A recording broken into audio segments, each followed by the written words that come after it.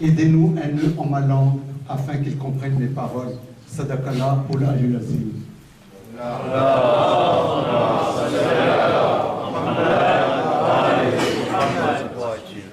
Hajil Mefil, assalamu alaikum wa rahmatullahi wa barakatuh.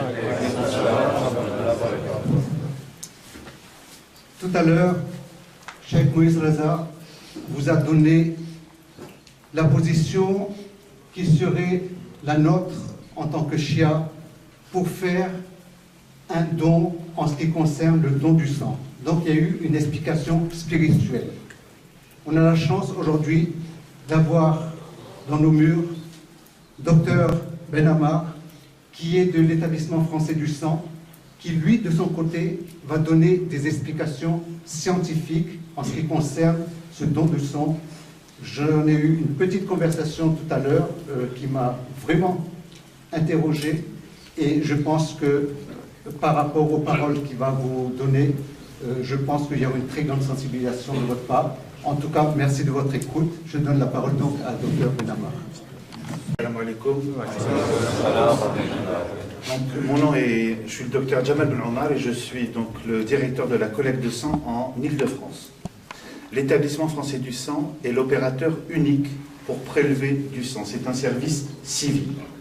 La transfusion française est l'une des organisations la plus aboutie, la plus sûre, aussi bien du côté des gens qui donnent que des gens qui reçoivent. Les gens qui reçoivent, ce sont des gens qui peuvent être que malades.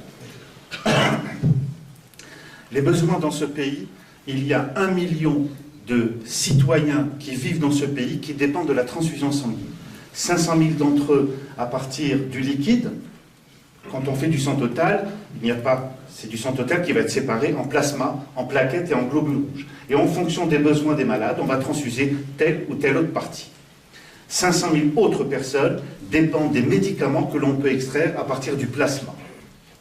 Une fois qu'on a dit ça, vous avez tous vu des spots à la télévision, des annonces à la radio, des affiches dans les journaux ou dans les rues, disant, poussant les gens à dire « donnez ».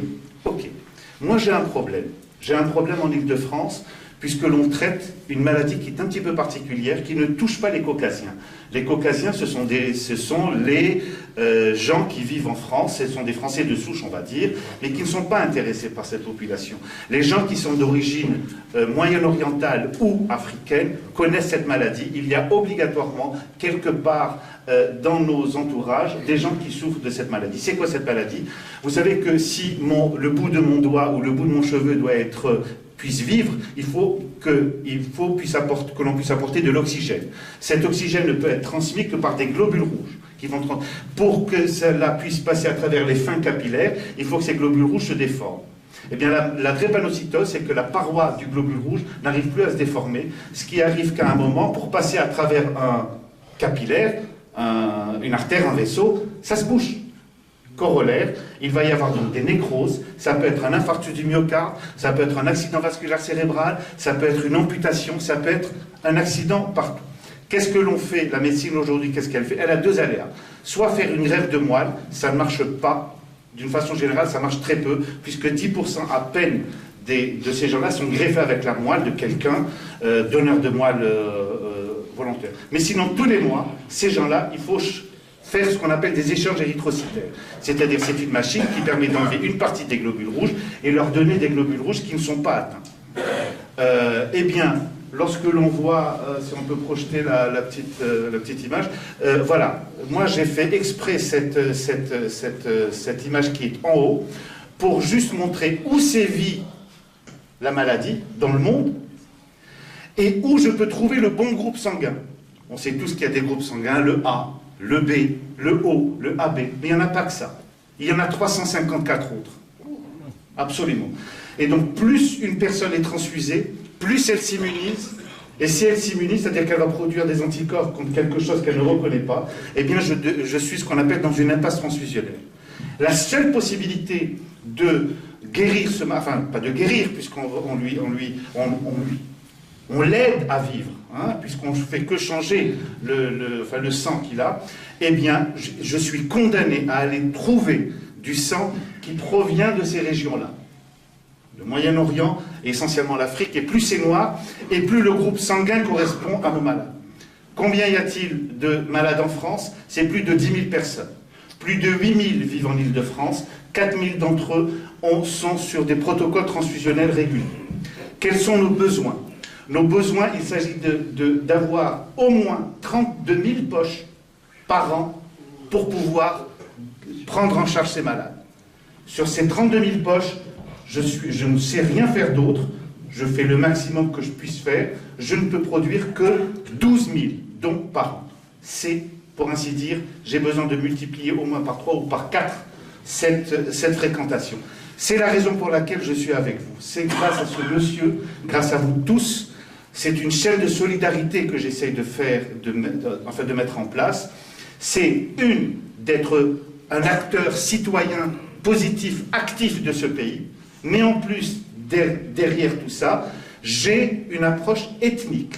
C'est-à-dire que je vais aider des gens qui sont peut-être, probablement, de la même origine que moi. Donc, voici le gros message que je voulais vous dire. Qui peut donner son sang? Il faut être âgé de plus de 18 ans, peser plus de 50 kilos et venir avec une pièce d'identité.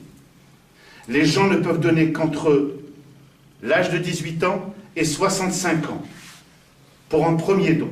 Si on n'a jamais donné avant l'âge de 60 ans, c'est un médecin qui va faire l'entretien médical, et on peut donner comme ça jusqu'à l'âge de 65 ans. Si on a déjà donné du sang, on peut le faire jusqu'à l'âge de 70 ans. Comment ça se passe? Le 20 octobre, comme l'a dit monsieur, je vais mettre une équipe à votre disposition. C'est 2 ou 3 médecins, j'ai oublié l'organisation, plusieurs infirmières, donc c'est des médecins qui sont là pour s'entretenir avec vous. Ce n'est pas un examen médical, c'est un entretien médical pour voir si on a eu des maladies, si on est malade actuellement, quel traitement on prend, tout simplement pour qu'il soit sûr que le donneur peut donner son sang sans mettre en péril son état de santé, et qu'il ne peut pas y avoir de conséquences délétères au niveau du malade.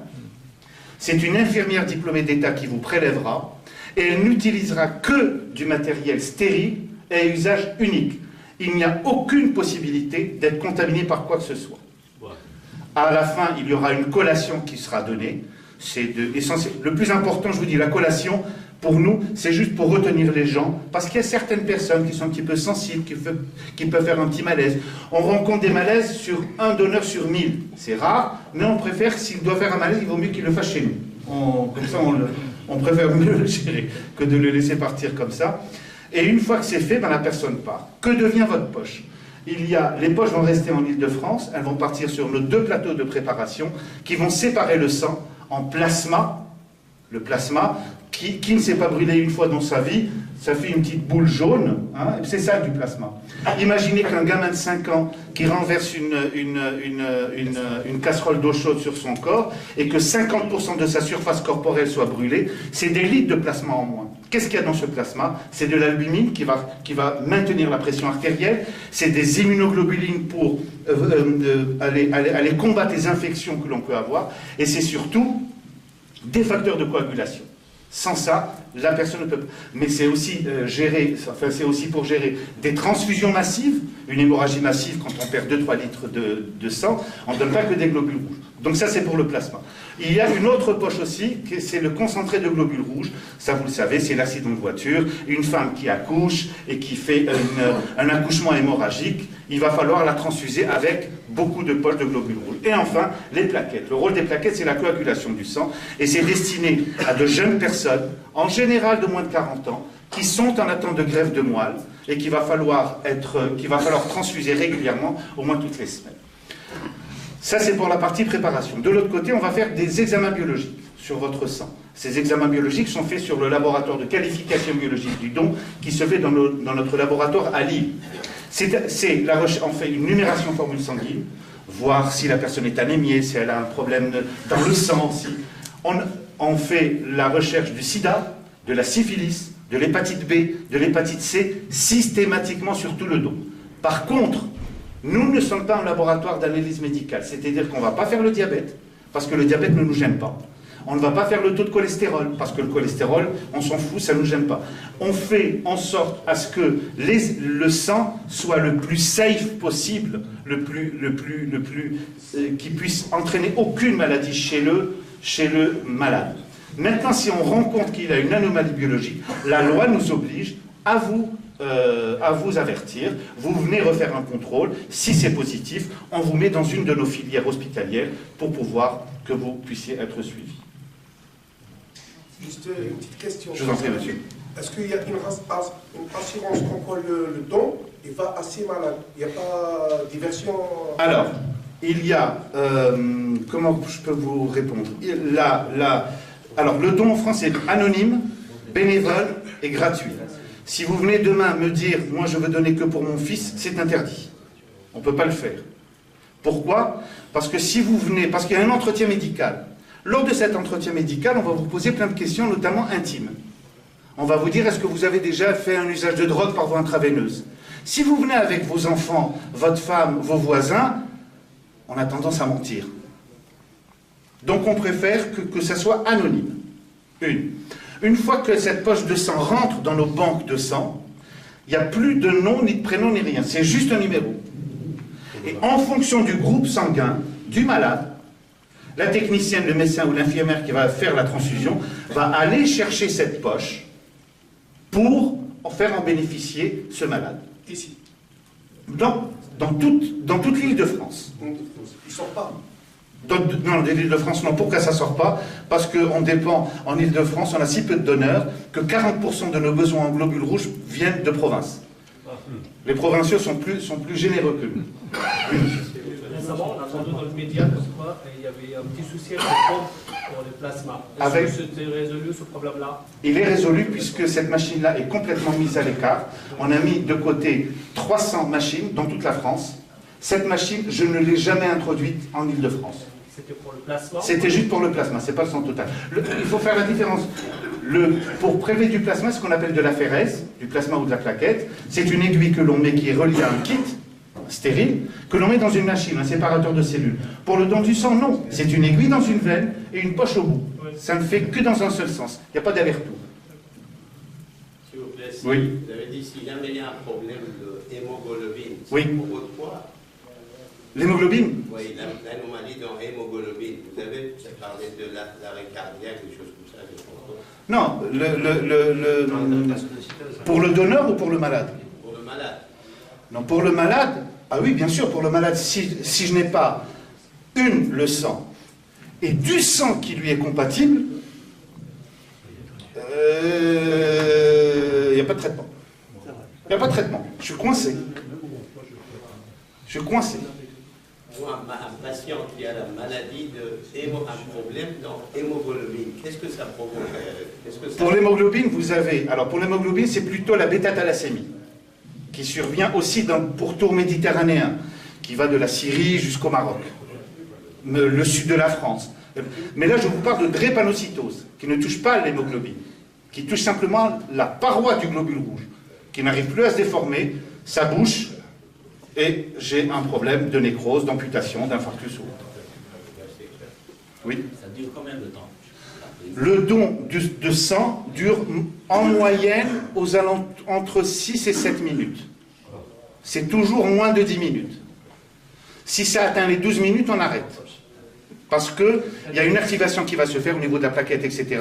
Et l'infirmière est obligée d'arrêter. Mais dans 90% des cas, c'est entre 6 et 7 minutes.